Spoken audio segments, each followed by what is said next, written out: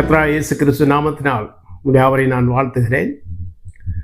ஆராதனை தியானத்திற்கென்று தெரிந்து கொண்ட வேத பகுதி அப்போஸ்தலனாகிய பவுல் ரோமருக்கு எழுதின நிருபம் 6ஆம் அதிகாரம் 23ஆம் வசனம். பாவத்தின் சம்பளம் மரணம், தேவனுடைய கிருபை வரமோ நம்முடைய கர்த்தராகிய இயேசு கிறிஸ்துவினால் உண்டான நித்திய ஜீவன். இந்த வசனத்திலே 3 காரியங்களை பவுல் குறிப்பிடுகிறார். என்ன காரியங்கள் என்றால், முதலாவதாக பாவத்தின் சம்பளமாகிய மரணம், அடுத்ததாக தேவனுடைய கிருபை வரம், மூன்றாவதாக இயேசு கிறிஸ்துவினால் உண்டான நித்திய ஜீவன். இந்த மூன்றும் ஒன்றோடொன்று தொடர்புடையதாக இருக்கிறது. முதலாவதாக பாவத்தின் சம்பளம் மரணம் என்று சொல்லப்பட்டிருக்கிறது. பாவத்தின் சம்பளம் மரணம் என்றால் என்ன? மனிதன் செய்கிற எந்த ஒரு செயலுக்கும் பிரதிபலன் உண்டு. பிரதிபலன் இல்லாத செயல் இந்த உலகில் இல்லை. ஆகவே மனிதன் பாவம் செய்யும் போது அந்த பாவத்திற்கான பிரதிபலன் என்ன? அதைத்தான் சம்பளம் என்று கூறப்பட்டிருக்கிறது. அந்த பிரதிபலன் மரணமாக அமைகிறது. சாதாரணமான ஒன்று அல்ல. தேவன் மனிதனை சிருஷ்டித்தது மரணத்திற்காக அல்ல, அழிவிற்காக அல்ல. பரிசுத்தம் உள்ளவனாக, தேவனுடைய சித்தம் செய்கிறவனாக, அவருடைய சாயலிலே சிருஷ்டிக்கப்பட்ட அவன் அவரை போல வாழும்படியாகத்தான் சிருஷ்டிக்கப்பட்டான். மனிதனுக்கும் தேவனுக்கும் நல்ல உறவு இருந்தது. ஆனால் பாவம் என்பது மனிதனுக்கும் தேவனுக்கும் இடையே பெரிய ஒரு பிளவை உருவாக்கியது. தேவன் பரிசுத்தமானவர். அவருடைய பரிசுத்தத்துக்கு அருகாமையிலே யாராலும் செல்ல முடியாது. பாவத்திலே விழுந்த மனிதனால் அவரிடத்திலே, அவருடைய அருகாமையிலே, அவருடைய சமூகத்திற்கு செல்ல முடியாது. அப்படி இருக்கும்போது இந்த மனிதன் பாவத்திலே விழுந்தார். பாவம் என்றால் என்ன? தேவனுடைய கற்பனையை மீறுவதுதான் பாவம். அவருடைய வார்த்தையை மீறுவது, அவருடைய சித்தத்துக்கு எதிராக செய்யப்படுகிற ஒவ்வொரு செயலும் பாவம் என்று அழைக்கப்படுகிறது. ஆகவே மனிதர்களாகிய நீங்களும் நானும் பாவம் செய்து தேவனுக்கு விரோதிகளானோம். அப்போ இந்த பாவத்திற்கான பிரதிபலன் கொடுக்க வேண்டும் அல்லவா? அது என்ன? அதுதான் மரணம். ஆதாம் பாவம் செய்த போது தேவன் அவனை பார்த்து என்ன கூறினார்? நீ சாகவே சாவாய். அப்படி என்றால் என்ன மரணம்? மரணம் என்பதை இரண்டாக பிரித்து கொள்ளலாம். ஒன்று சரீர மரணம், இரண்டாவது ஆத்தும மரணம். இந்த சரீர மரணமானது இந்த உலகத்திலே நமக்கு மரணத்தை கொண்டு வந்தது. சரீர பிரகாரமான மரணத்தை பாவம் என்பது கொண்டு வந்தது. அதோடு விட்டுவிடவில்லை. இந்த பாவம் என்ன செய்கிறது? இரண்டாவதாக நடைபெறவிருக்கிற இரண்டாம் மரணம், பரிசுத்த வேதாகமம் இரண்டாம் மரணம் என்று அழைக்கிறது. அது ஆத்தும மரணம். அந்த ஆத்தும மரணத்துக்கு உள்ளாகவும் நம்மை வழி நடத்தும். முதலாவதாக சரீரப்புறமாக மனிதன் மரித்து விடுகிறார். அதோடு நின்று விடுகிறானா? இல்லை. தேவனுடைய நியாய தீர்ப்புக்கு முன்பாக நின்று நியாயம் தீர்க்கப்பட்டு அவன் செய்த பாவத்தை நிமித்தமாக அந்த பாவத்தினுடைய சம்பளத்தை பெற்றுக்கொள்ளும்படியாக, அந்த பிரதிபலன் நிமித்தமாக அவன் இரண்டாம் மரணத்திற்குள்ளாக பிரவேசிக்க வேண்டி இருக்கிறது. இந்த இரண்டாம் மரணம் என்பது மரணம் என்று சொல்லப்பட்டிருந்தாலும் யாரும் அறிக்கப் போவதில்லை.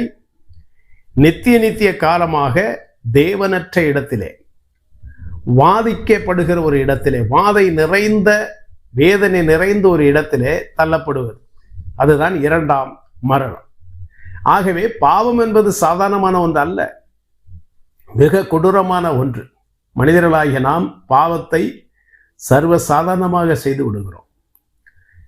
எளிய விதத்திலே செய்து விடுகிறோம். பயமின்றி நம்ம செய்து விடுகிறோம். ஆனால் அதனுடைய சம்பளம் என்ன? மரணம். ஆனால் மனிதன் தேவனுக்கு விரோதமாய் பாவம் செய்து அவரை விட்டு விலகினாலும், அவருக்கு விரோதமாய் மாறினாலும், பாவத்தின் சம்பளமாகிய அந்த மரணத்திற்கு சொந்தக்காரனாக அவன் மாறினாலும் தேவன் அவனை அப்படியே விட்டுவிடவில்லை. அவன் என்ன செய்ய வேண்டும்? தன்னுடைய பாவங்களை விட்டு மனம் திரும்பி அவரிடத்தில் வர வேண்டும். அவனுடைய பாவங்கள் மன்னிக்கப்பட வேண்டும். அவனுடைய பாவங்கள் மன்னிக்கப்பட வேண்டுமானால் அதற்கு பிராயசித்தம் தான் என்ன? இந்த உலகத்திலே எந்த ஒரு மனிதனாலும் தன்னுடைய பாவத்திற்கான பிராயசித்தத்தை செலுத்த முடியவே முடியாது. பழைய ஏற்பாட்டின் காலத்திலே பலிகள் செலுத்தப்பட்டது. இந்த பலிகள் எதற்காக செலுத்தப்பட்டது? மனிதன் செய்த பாவத்திற்கான தண்டனையை அந்த மிருகங்கள், பறவைகள் ஏற்றுக்கொண்டது. இன்றும் நம்முடைய தேசத்திலும் பிற நாடுகளிலும் பலி செலுத்தப்பட்டுத்தான் வருகிறது. காரணம் என்ன? நான் செய்த பாவத்திற்கான பிராயசித்தத்தை இந்த மிருகத்தின் மூலமாக, பறவையின் மூலமாக நான் தேடிக்கொள்கிறேன். ஆனால் தேவன் அதை அனுமதிக்கிறவர் அல்ல. மனிதன் செய்த பாவத்திற்கு மனிதன் தான் தண்டனையை அனுபவிக்க வேண்டும். ஆகவே மனிதர்களாகிய நீங்களும் நானும் நம்முடைய பாவத்திற்கான பிராயசித்தத்தை தேடிக்கொள்ள, சம்பாதிக்க இயலாதவர்களாய் இருக்கிறபடினாலே பாவமற்ற ஒரு மனிதன் உங்களுக்காக, எனக்காக மரிக்க வேண்டும். சர்வலோகத்தின் பாவத்தை சுமந்து தீர்க்க ஒருவர் வெளிப்பட வேண்டும். ஆகவேதான் தேவன் என்ன செய்தார்? உன்னால் உன்னுடைய பாவத்திற்கு பிராயசித்தத்தை தேடிக்கொள்ள முடியாது. எந்த ஒரு பலியை நீ செலுத்தினாலும் உன் பாவங்கள் மன்னிக்கப்பட போவதில்லை. ஆகவே என்னுடைய குமாரனாய இயேசு கிறிஸ்துவை நான் அனுப்புகிறேன் என்று சொல்லி தேவன் என்ன செய்தார்? மனு அவதாரம் எடுத்து 2000 ஆண்டுகளுக்கு முன்பதாக இயேசு கிறிஸ்து என்கிற ரூபத்திலே இந்த உலகத்திலே வெளிப்பட்டார். எதற்காக வெளிப்பட்டார்? அவர் யார்? இந்த வசனத்தின் 2வது பகுதி கூறுகிறது, தேவனுடைய கிருபை வரமோ.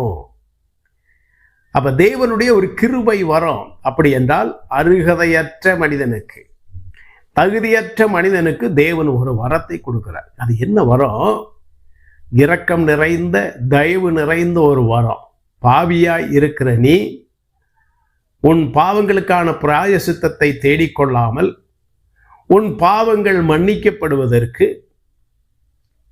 நானே பரிகாரம் செய்கிறேன், உன் பாவங்களுக்கான பரிகாரத்தை செலுத்துவதற்காக நானே வருகிறேன் என்றுதான் தேவன் என்ன செய்தார்? மனு அவதாரம் எடுத்து இந்த உலகத்திலே இயேசு கிறிஸ்துவாக கடந்து வந்தார். அப்ப இயேசு கிறிஸ்து என்கிறவர் ஒரு மதமாற்ற வந்தவர் அல்ல. மனிதர்களை கூட்டமாக சேர்த்து ஒரு கட்சியை உருவாக்கும்படி அவர் வந்தவர் அல்ல. தேவனால் அனுப்பப்பட்டு இந்த உலகத்திலே வந்தவர். தேவன் மனிதனாக அவதரித்தார். எதற்காக? நம்முடைய பாவங்களை, அக்கிரமங்களை மன்னிப்பதற்காக. நம்முடைய பாவங்களுக்கான பிராயசித்தத்தை செலுத்தி பாவத்தின் சம்பளமாகிய அந்த மரணத்திலிருந்து உங்களையும் என்னையும் விடுவிப்பதற்காக தேவன் ஒரு கிருபை வரத்தை கொடுத்தார். அது அந்த வரம்தான் இயேசு கிறிஸ்து. அந்த வரத்தை தான் இந்த நாளிலே உலகெங்கிலும் பறைசாற்றும்படி தேவன் கட்டளையிட்டு இருக்கிறார். தேவன் தந்த கிருபை வரத்தை பற்றிதான் உலகெங்கிலும் பிரசங்கிக்கப்பட்டு வருகிறது. ஆனால் மனிதர்கள் என்ன செய்கிறார்கள்? தேவனால் கொடுக்கப்படுகிற இலவசமான, விலையேற பெற்ற, நித்தியமான, நிரந்தரமான அந்த வரத்தை அசட்டை செய்து புறக்கணித்து வருகிறார்கள்.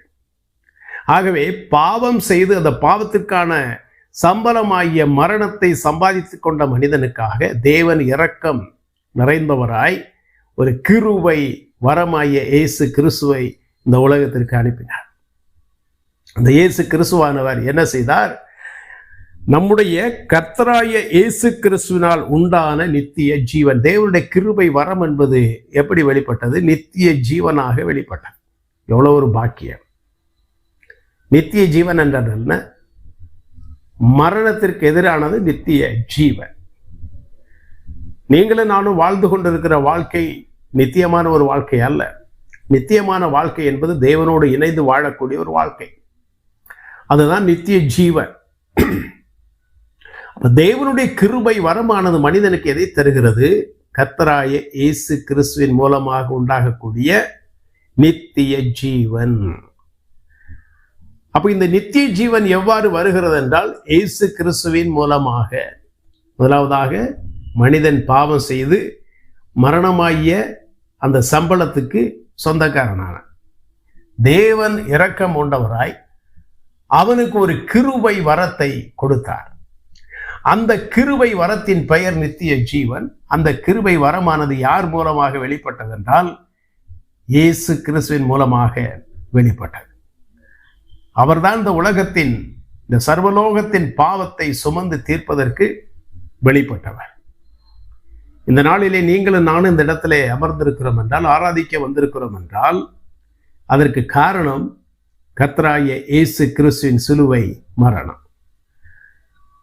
பாவம் செய்த உங்களையும் என்னையும் அப்படியே விட்டுவிடாதபடிக்கு, அழித்து விடாதபடிக்கு, நமக்கு நித்திய ஜீவனை தருவதற்காக தேவன் என்ன செய்தார்? மனு அவதாரம் எடுத்து வந்து மரணத்தை ருசி பார்த்தார். உங்களுக்காக எனக்காக அடிக்கப்பட்டார், நொறுக்கப்பட்டார், அவமானப்படுத்தப்பட்டார். அதைத்தான் இந்த இடத்திலே தெளிவாக பவுல் கூறியிருக்கிறார். கர்த்தராகிய இயேசு கிறிஸ்துவின் மூலமாக வருகிற நித்திய ஜீவன். அவர் மூலமாக அல்லாமல் இந்த உலகத்திலே எந்த ஒரு மனிதனும் நித்திய ஜீவனை பெற்றுக்கொள்ள முடியாது. பாவத்தின் சம்பளமாகிய மரணத்திலிருந்து தப்பிக்க முடியவே முடியாது. ஒருவன் தன்னுடைய பாவத்திற்கான சம்பளமாகிய மரணத்திலிருந்து தப்பித்துக் கொள்ள வேண்டுமானால் இந்த உலகத்திலே எதை செலுத்தினாலும் தப்ப முடியாது. எந்த கோயிலுக்கு சென்றாலும் சரி, எந்த புண்ணிய ஸ்தலங்களுக்கு சென்றாலும் சரி, முடியவே முடியாது. ஒரே வழி கர்த்தராகிய இயேசு கிறிஸ்துவை விசுவாசிப்பதின் மூலமாகத்தான். என்னுடைய பாவங்களுக்காக அவர் பலியிடப்பட்டிருக்கிறார்.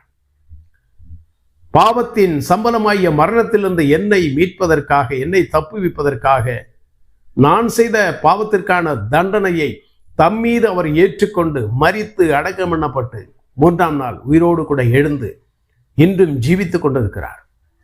மறுபடியும் என்னை சேர்த்துக் கொள்வதற்கு இந்த உலகுக்கு வருகிறார் என்று விசுவாசிக்கும் போது நிச்சயமாகவே இந்த நித்திய ஜீவனுக்கு சொந்தக்காரர்களாய் மாறுகிறோம். இந்த இடத்தில் அமர்ந்திருக்கிற நீங்களும் நானும் அப்படிப்பட்டவன் தான். நமக்கு முன்பாக வைக்கப்பட்டிருக்கிற மேஜையை நாம் பார்க்கிறோமே, அது எதை கற்றுத்தருகிறது? எதை கூறுகிறது? எதை வெளிப்படுத்துகிறது? பாவத்தின் சம்பளமாகிய மரணத்திலிருந்து உன்னை காப்பாற்றுவதற்காக நீ மரிக்க வேண்டிய இடத்திலே இயேசு கிறிஸ்து என் இரட்சகர் மரித்திருக்கிறார். உன் பாவத்திற்கான பரிகாரத்தை அவர் கல்வாரி சிலுவையிலே செலுத்தி இருக்கிறார் என்று இந்த மேஜை கூறுகிறது அல்லவா? அந்த அப்பத்தை பார்க்கும்போது அந்த அப்பம் எதை வெளிப்படுத்துகிறது?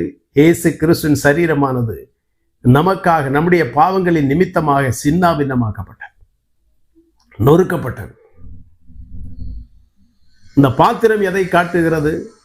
உங்களையும் என்னையும் கழுவி சுத்திகரிப்பதற்காக, நம்முடைய பாவத்திற்கான பலியாக, பிராயசித்தமாக அவருடைய இரத்தம் சிந்தப்பட்டது என்பதை காட்டுகிறது. இந்த இடத்துல தைரியத்தோடு நாம் அமர்ந்திருக்கிறோம் என்றால், தேவனோடு ஐக்கியப்படுகிறோம் என்றால், அவரோடு கூட பேசுகிறோம் என்றால், அவர் ஆராதிக்க தைரியமாக வந்திருக்கிறோம் என்றால், காரணம் என்ன? உங்களுடைய என்னுடைய பாவத்தின் சம்பளமாகிய அந்த மரணம் என்பது, அந்த மரணத்திற்கான தண்டனை என்பது, பாவத்திற்கான தண்டனை என்பது கர்த்தராகிய இயேசு கிறிஸ்துவின் மேல் வைக்கப்பட்டது. அவர்தான் நம்முடைய பாவங்களை சுமந்து தீர்த்தார். பாவத்திற்கான தண்டனையை தம்மீது அவர் ஏற்றுக்கொண்டார். அந்த இயேசு கிறிஸ்துவை விசுவாசிக்கும் போது நிச்சயமாகவே நீங்களும் நானும் மன்னிக்கப்பட்டவர்களாய், பாவத்திற்கான பிராயசித்தத்தை பெற்றவர்களாய், நித்திய ஜீவனுக்கு சொந்தக்காரர்களாய் மாற்றப்பட்டிருக்கிறோம். ஆகவேதான் பவுல் கூறுகிறார், பாவத்தின் சம்பளம் மரணம், தேவனுடைய கிருபை வரமோ நம்முடைய கர்த்தராகிய இயேசு கிறிஸ்துவினால் உண்டான நித்திய ஜீவன். ஆகவே பிரியமானவர்களே, இந்த இடத்தில் ஆராதிக்க வந்திருக்கிற நீங்களும் நானும் அந்த இயேசு கிறிஸ்துவின் இரத்தத்தின் மூலமாக விடுவிக்கப்பட்டவர்களாய், கழுவப்பட்டவர்களாய் இந்த இடத்துல அமர்ந்திருக்கிறோம். தைரியத்தோடு அமர்ந்திருக்கிறோம். காரணம் என்ன? பாவத்தின் சம்பளமாகிய மரணத்திலிருந்து நீங்களும் நானும் விடுவிக்கப்பட்டிருக்கிறோம். இந்த உலகத்தில் உள்ள சரீர பிரகாரமான மரணம் நம்மை ஒரு நாள் மேற்கொள்ளும். ஆனால் நித்திய மரணம், 2ஆம் மரணம் நம்மை ஒருபோதும் மேற்கொள்ளாது. இயேசு கிறிஸ்துவை விசுவாசிக்கிற உங்களுக்கும் எனக்கும் அந்த 2ஆம் மரணத்திற்கு நம்மேல் அதிகாரம் இல்லை. காரணம், இயேசு கிறிஸ்துவனுடைய பாவங்களை சுமந்து தீர்த்திருக்கிறார். அந்த தைரியத்தோடு தான் ஆராதிக்க வந்திருக்கிறோம். ஆகவே நீங்களும் நானும் செய்த பாவத்தின் நிமித்தம் வந்த அந்த பாவத்தின் சம்பளமாகிய மரணத்திலிருந்து உங்களை என்னை தப்புவிக்க பாவமற்றவர், பரிசுத்தமானவர், களங்கமற்றவர், ஒருவரும் சேரக்கூடாத ஒளியில் வாசம் பண்ணுகிறவர், பரிசுத்தத்தில் மகத்துவம் உள்ளவர் இந்த உலகத்திற்கு கடந்து வந்து நமக்காகப்பட்ட பாடுகளை, நமக்காகப்பட்ட அவமானங்களை, வேதனைகளை உள்ளத்தின் ஆழத்தில் சிந்தித்தவர்களாய் அவரை நமக்காக இந்த உலகத்திலே பாவ பரிகாரியாக தந்த பிதாவை நோக்கி அந்த கர்த்தராகிய இயேசு கிறிஸ்துவின் மூலமாக நம்முடைய உள்ளத்தின் ஆழத்திலிருந்து புறப்பட்டு வருகிற சகல துதிகளை, ஸ்தோத்திரங்களை அவருக்கு ஏறெடுப்போம். கர்த்தருடைய நாமம் மகிமைப்படுவதாக. ஆமென்.